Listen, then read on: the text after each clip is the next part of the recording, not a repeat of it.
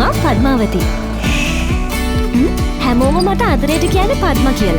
Hello ආදරණීය තරුවක් කියන්නේ 2026 වසරේ මගේ ප්‍රථම චිත්‍රපටය.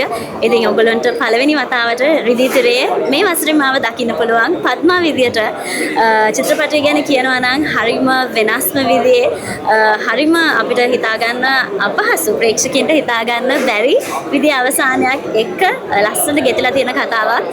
ඉතින් මේක දිල්ෂාන් අමරසිංහගේ පළවෙනි සිනමා අධ්‍යක්ෂණ ඒ වගේම සාරංග දිසාසේකරගේ පළවෙනි සිනමා නිෂ්පාදනය. ඉතින් ඔවුන්ගේ ආරාධනාව මත තමයි පද්මා කියන චරිතය මම චිත්‍රපටයේ කරන්නේ. ඉතින් මේක හරිම විශේෂයි, හරිම වෙනස්. ඔයගොල්ලෝ හරිම ආදරෙන් වැළඳ ගනී කියලා මට විශ්වාසයි පද්මා සිරියල් කියන චරිත දෙකම. ඉතින් පෙනුමේ ඉඳන් කතා කරන විදිහේ ඉඳන් මගේ හඬ හැමදේම හරිම වෙනස් මේ චිත්‍රපටයේ. ඉතින් ප්‍රේක්ෂකයන්ට වෙනස් අත්දැකීමක් තරුණ කණ්ඩායමක් එකට එකතු වෙලා කරපු ලස්සන චිත්‍රපටයක්. ඉතින් ප්‍රේක්ෂකයන්ට ආදරෙන් ආරාධනා කරනවා එන්න චිත්‍රපටය නරඹන්න. ඒ වගේම මේ චිත්‍රපටයට ඇතුළත් වෙන ගීත රාශියක් තියෙනවා. ඉතින් මේ චිත්‍රපටය මියුසිකල් එකක් කියලා කියන්නත් පුළුවන්.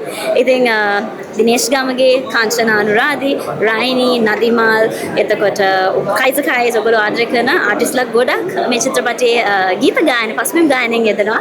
ඉතින් ඔයගොල්ලෝගේ හිතට දැනෙන, ඔයගොල්ලන්ට නටන්න, ඔයගොල්ලන්ට විඳින්න පුළුවන් ලස්සන පවුලේ චිත්‍රපටයක් තමයි ආදරණීය තරුවක් කියන්නේ. ඉතින් අගෝස්තු මාසේ 6 වෙනිදා ඉඳලා ඔයගොල්ලෝ හැමෝටම ළඟම සිනමා ශාලාවෙන් ආදරණීය තරුවක් නරඹන්න එන්න කියලා හරිම ආදරෙන් ආරාධනා කරනවා.